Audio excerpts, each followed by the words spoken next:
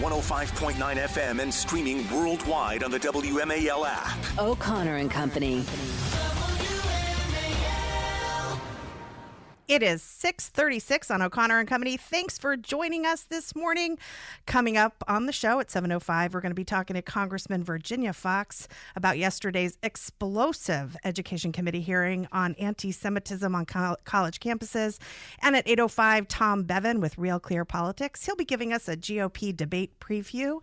I'm Julie Gunlock here with Larry O'Connor. Good morning, Larry. Good morning, Jules. And joining us right now is Cal Thomas, syndicated columnist and author of A Watchman in the Night. And oh gosh, where do we start here? You know what, Cal, first of all, good morning. Thanks for good morning to both of you. Thank you very much. So Liz Cheney keeps flirting with the idea of running as a third party. Does she think the Democrats are her friends? Because they don't like her. They used her certainly when she was expedient for her. But what exactly is the Liz Cheney constituency other than Bill Kristol and Jonah Goldberg, perhaps? And maybe Dick Cheney, her father. There you go. Lynn is on the fence. I mean, I'm not going to lie. I'm not sure about Lynn.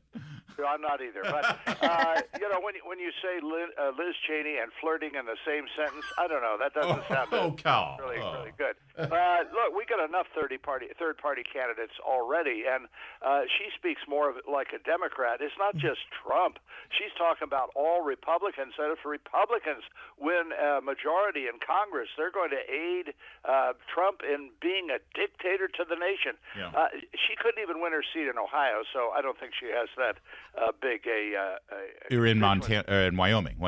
You do make a point, though. You said Ohio, which would have been fantastic, actually, if she had. Sorry about that. No, it's okay. It happens to me all the time. You make a great point about all of these third parties. Liz Cheney. People have said that maybe Larry Hogan might run as a third party on this no labels thing. Robert F. Kennedy Jr. And the Cornel West, of course. Yeah. All of these third party candidates, I look at them and I don't think Trump loses any voters because of these candidacies, or at least nothing to make a difference. Right. You got Joe Manchin, too, who I think is probably more credible than any of the others. But they're all taking votes from Biden, I would think. Yeah, that's right. Well, Trump said last night to Hannity that he doesn't think that Biden's going to make it to the finish line. He said, he quoted Biden as saying that he would take Trump to the barn, and Trump said he'd probably fall over before he got to the barn.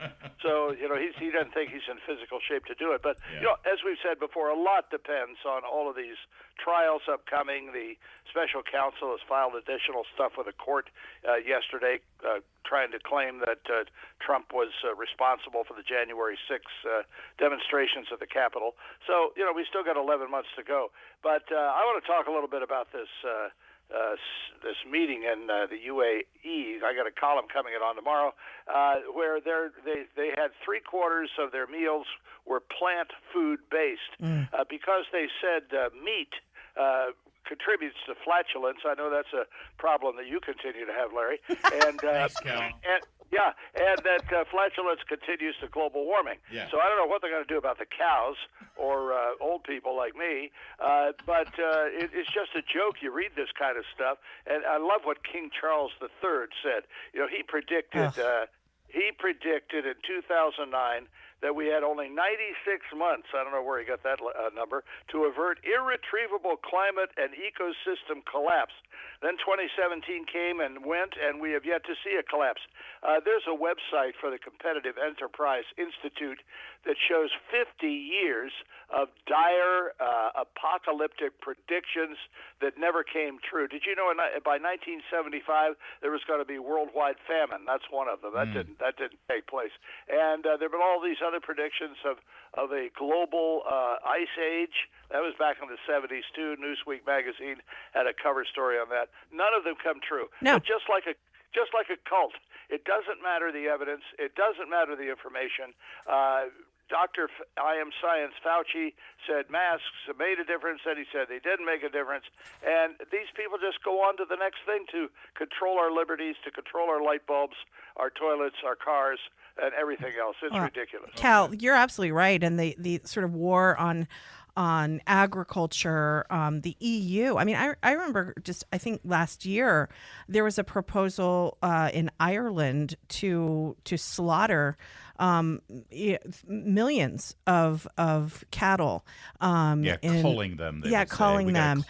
And for environmental reasons. We've seen a backlash in Sweden. We've seen, all across the globe, there have been these efforts to control what people eat, what they produce, and to try to, and there's these sort of innocuous, like in New York City, they do meatless Mondays at school lunches.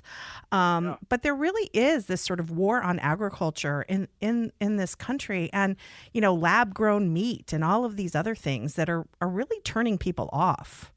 Yeah, well, I blame the Catholic Church for those meatless Fridays. Fish on Friday. They started the whole thing. Let's blame them. That's right. You got to have a crisis, Julie. You got to for the government to step in, even though government doesn't do things well. Most stuff it messes up, it adds to the debt, it reduces our liberties, it increases our taxes, it regulates everything. But unless you have a crisis, there's no room for government. So you go from one thing to the next, and even though it shows that it failed, even though the government didn't achieve its objectives, it doesn't matter because government is our modern God. They ought to redo the nativity scene. Instead of Jesus in the basket, they ought to have, President Trump. So, first of all, you're talking to two proud papists here. So, I know. That's why I said it. Watch your stuff with the Catholic things. We got it tough enough right now with Francis over there in Rome. And secondly, my understanding with the fake meat thing is that the key ingredients are like soy and beans and various other legumes. I don't see how that's going to solve the flatulence problem.